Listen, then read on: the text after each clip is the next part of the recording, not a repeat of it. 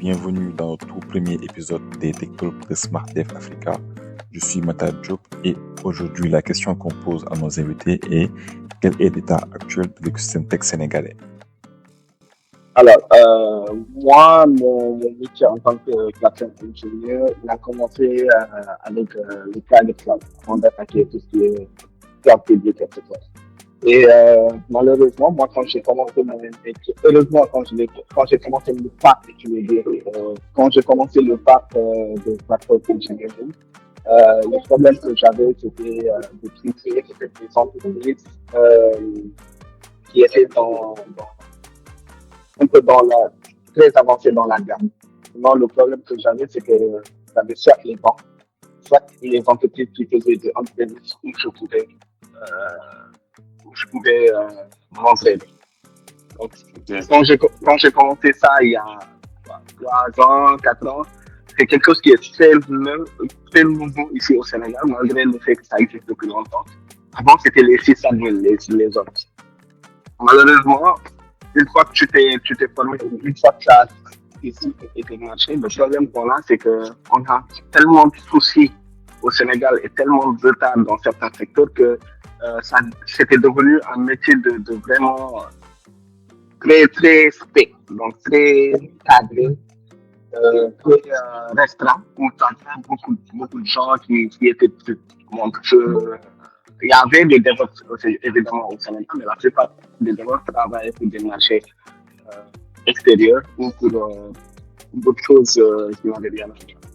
Et le problème qu'on avait avec l'écosystème, qu'on a actuellement avec l'écosystème, c'est ça, c'est qu'on a, et c'est pas que le Sénégal, mais c'est qu'en Afrique, on a accumulé tellement de retard qu'au final, on a eu du mal à suivre. Maintenant, tu as beaucoup de gens qui se ruent vers les derniers postes tels que, voilà, le platform engineering, etc.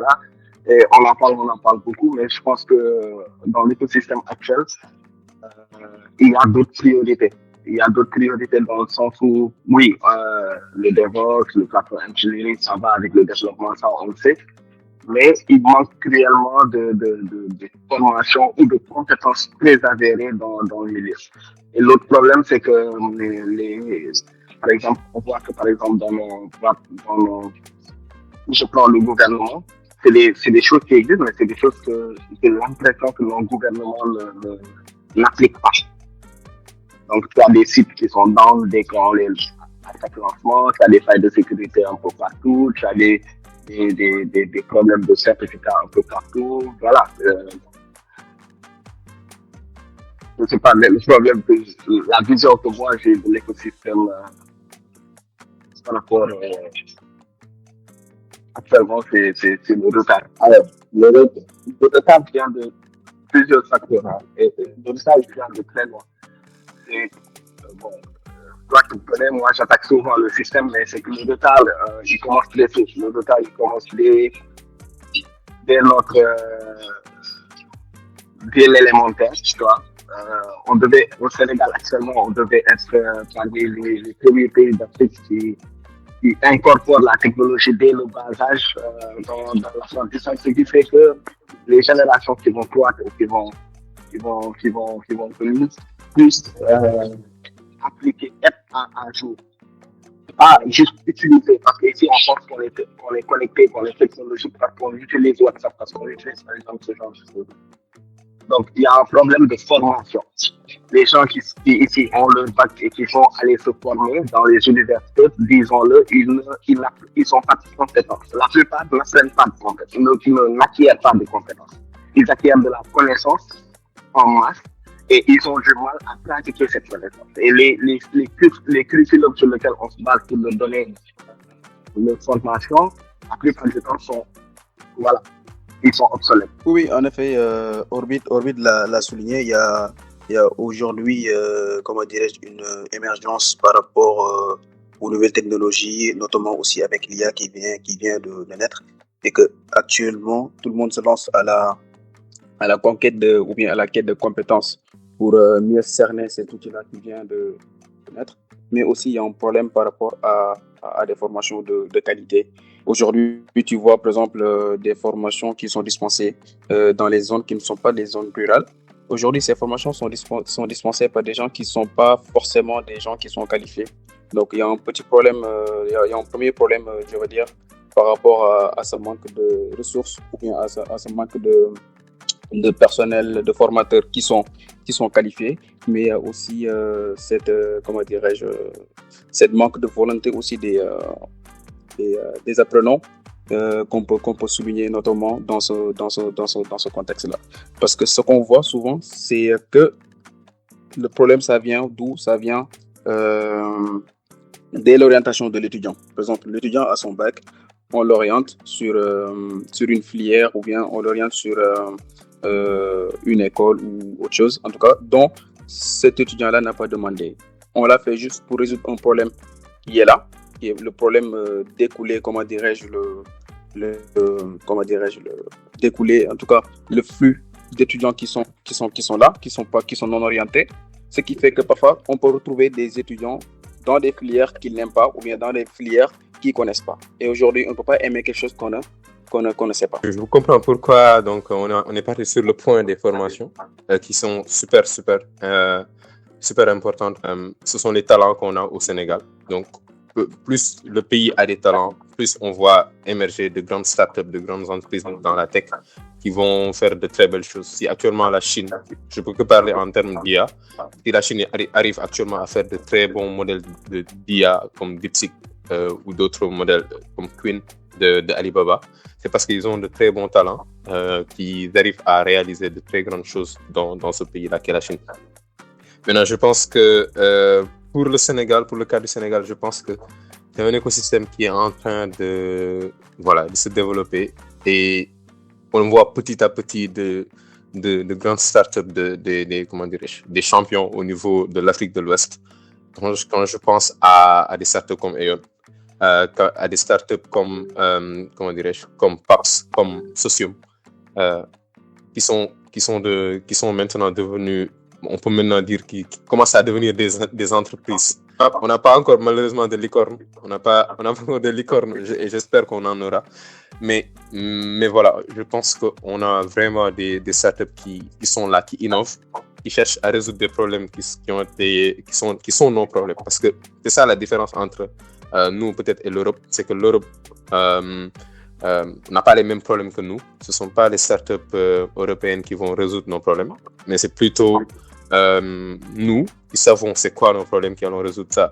Si en agriculture il y a Tolbi qui essaie de résoudre les problèmes liés à tout ce qui est agriculture, dans le domaine de la santé il y a Aeon, il y a d'autres startups qui sont Andekia dans le domaine de l'IA, qui sont là de petites niches qui sont en train de se former au niveau du continent, au niveau du Sénégal. Et je pense que c'est un plaisir de voir ça. En tant que fan de technologie, c'est un très grand plaisir de voir ça. Et pour le coup, pour faire la transition, bien évidemment, vous allez souligner beaucoup de problèmes, mais j'imagine qu'on voit le changement qui se fait de plus en plus.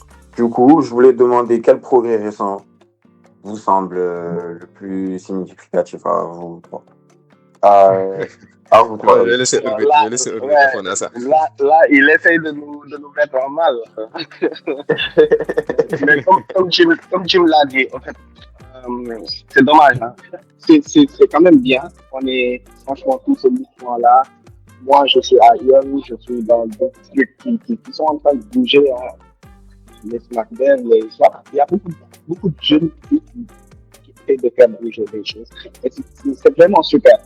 Maintenant, le problème qu'on a, c'est que oui, on ne peut pas dire tel startup est meilleur que tel parce que seulement ils en sont tous à l'étape de faire des choses. Et là où je voulais revenir, c'est Jim quand il parlait, c'est que oui, c'est bien ces mouvements-là.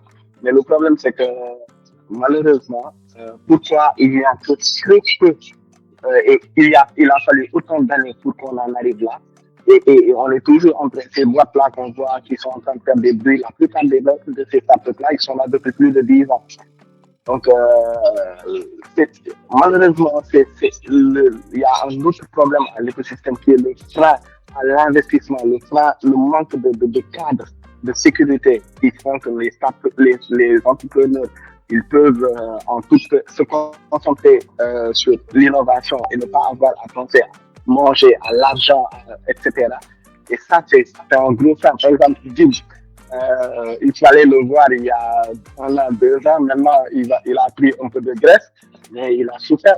Il a souffert, tu vois. Et c'est quelqu'un qui a fait des choses qui sont super, qui a commencé par, je pense, la première application de détection là, de sommeil, qui sont de somnolence, etc. C'est des choses qui auraient été à l'extérieur. Aujourd'hui, il aurait levé des millions d'euros, il se serait concentré à créer des choses qui sont beaucoup plus extraordinaires. Mais aujourd'hui, il est obligé d'aller chercher à manger, il est obligé de penser à d'autres choses qui font que c'est extrêmement difficile pour lui de faire grossir sa boîte. Là, il est en train de faire Naboupay, moi je suis en train de faire Futurize, vous êtes en train de faire SmartDev.